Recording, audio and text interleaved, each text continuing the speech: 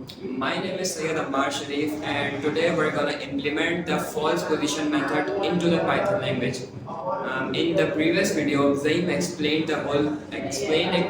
Zaim solved a question where he applied the false position method, and in the first video, where Asim taught you the false position method in detail. Where Asim taught you the false position method in very detail. So coming on to the Python language, first of all we're gonna create a function. Take this function x0 and x1. The tolerance here is 1 exponential minus 6 and the iterations are 100. So it means like how many times the code's gonna run. In the function we're gonna create a if block where the function of x0 and function of x0 are gonna get multiplied, and if the value is above 0, it will raise a positive error. Why? Because we're getting a positive answer and it will raise a value error. And the iterations are 0 because we got an error. So coming on to the next line, we will apply a while loop where iterations are less than max iterations. Because since the iterations are 0, we haven't applied anything yet. And it's less than max iterations are 100. So we're gonna create a new variable and apply the whole formula which you previously learned in the last video. So I recommend you to watch the last two previous videos and you will get the complete idea of what's happening in this code. So we're gonna apply this formula, and if absolute value of function of x2 is less than tolerance, so it returns x2, which means that it returns the value, the third value, and all the iteration means first it's iterated first, so we get iteration number 1.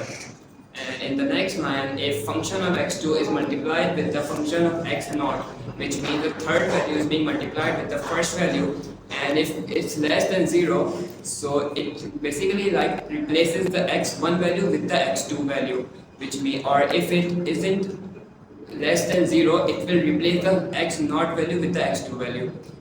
So it basically means that if the function x2 and x0 are multiplied, and if the value is positive, so it will replace the x0 value with the x2, and if the value is less than 0, it's gonna replace the x1 value with x2. So I hope you understand this, and the iterations are gonna be plus equals to 1, which means that it's gonna increase that how many times the code is applied. And if the value is equal to 0, we'll get a runtime error.